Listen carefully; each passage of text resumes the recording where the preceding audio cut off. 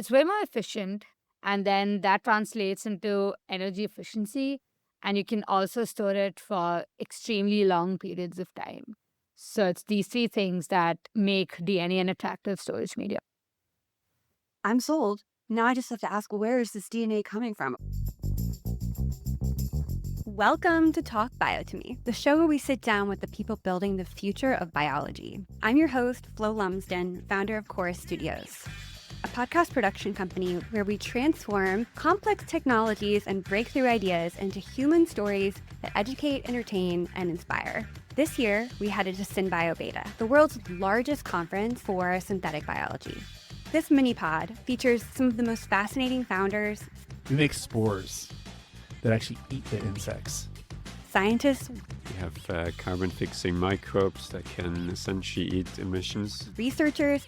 This is going to make DNA into a programmable material that we can use to turn biology into infrastructure. Investors. Because it's garbage in, garbage out on AI. And Mother Nature still works in mysterious ways, right? And AI innovators.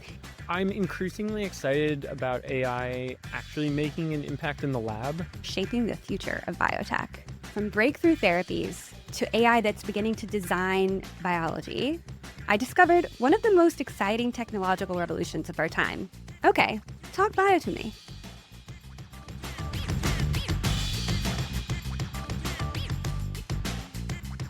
Welcome to Talk Bio to Me. We're going to be talking about your company, BioCompute, and learning about it. It was great to meet you last night at the event, and I just thought what you were doing was so wild that I had to bring you on today to learn more about it. So first, give us a brief introduction of your name and what you do. Yeah, thank you so much for having me. It was also fun hanging out with you last night. Yeah, I'm Anagha. I am the founder of the startup called BioCompute.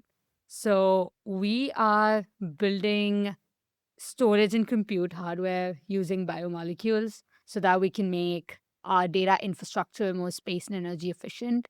So I normally ask people what problem they're trying to solve, but I think in this case, it's pretty straightforward. Like we all know data centers are a big topic of conversation right now, and that's sort of the problem you're trying to solve, right? Yeah. How is it that DNA storage is different from usual storage? Right. So, I mean, the obvious difference is that you're using the molecule DNA to encode data instead of, say, using a disk in case of HDD or like NAND gates in case of an SSD. So, Say that again? NAND? NAND Yeah. gate. Yeah. What the heck is that? Okay. It's like a fancy word for like stuff that either traps electrons or doesn't trap electrons. So in all storage devices, you basically just try to create a binary condition where there is something or there isn't something. So in this case, it's like whether an electron is trapped or not. In case of a hard disk, it's more like, is it a north polarity or a south polarity? So you're always trying to create like binary conditions. Like a 0 and a 1. Yeah. Right. So basically, I mean, you do the same thing with DNA because that's what makes it a storage medium. But just in terms of like capabilities, significantly denser. So we're talking about like 200 petabytes per millimeter cube. And a petabyte is like 100,000 terabytes. Okay, that's a lot of terabytes. Yeah. So it's just way more efficient. It's way more efficient and like in terms of space. And then that translates into energy efficiency. And you can also store it for extremely long periods of time. So it's these three things that make DNA an attractive storage medium. I'm sold. Now I just have to ask, where is this DNA coming from? Are we creating it from scratch? Are we taking it from people and animals? Yeah. So Maybe you're like, that's a dumb question. No, I think this is also like a niche enough space for like, all sorts of questions. Okay. And if it's any comfort to you, like, so because this is such an interdisciplinary space, if you go to a biologist and start talking about it, they'll be like, hey, I understand DNA, but what is data storage? And you also get the reverse question from like computational folks. So like, yeah, I understand like data storage, but what is DNA? Right. So we are sort of like in this very interesting intersection where nobody can claim that they fully understand it. Okay, that makes me feel a lot better. I feel that. Yeah. So your question about where is the DNA coming from? So you can either use synthetic DNA or natural DNA. So many of our competitors, including Atlas and Biomemory, use synthetic DNA, but we are using natural DNA because we believe that's the cheapest raw material that's out there. Plus, you can actually leverage enzymes to program it. So in a way, you're treating DNA like a blank disk and you're writing data into it instead of creating new DNA each time you need to write data. Right. So that's our, proposition that, hey, we're going to like bring down the cost of DNA data storage by just not doing new synthesis. Right. I would Because say. it seems like that would be a whole extra manufacturing or process of it that you're cutting out. Yeah. And more than the process, so of course, like synthesis is something that happens at scale. So for example, like Twist, that's like, one of the sponsors of this conference, their core business is DNA synthesis. But the idea there is that you use synthetic DNA for, say, pharma applications, for R&D applications, and now more so for like a lot of assays to generate data for like AI platforms. And that's like a business of its own. But I just think that's like synthesis is not the pathway that's going to get us to DNA data storage. Okay. Very cool. I feel like I actually understand. I'm feeling smart. I feel like I'm understanding this better than I did last night. Last night I was like, putting data in DNA? What? But that's also because you had like a couple of glasses of wine. I did. I was like, okay, now I feel smart. It's in the morning. We're in the morning now. What are some challenges of moving? Do you move data from one type of storage to another? Are there any challenges with that? Yeah, so it's sort of very similar to how you would move data from like hard disks to SSDs, for instance, that you have to like do a large scale migration exercise. So you would have to do something that's very similar. But in terms of like processes, so our system basically integrates with existing data center infrastructure, which means that you can actually plug it in and, do things with it. So migration is not like the biggest challenge with this. Yeah, Oh, cool. Is BioCompute your first startup? it is.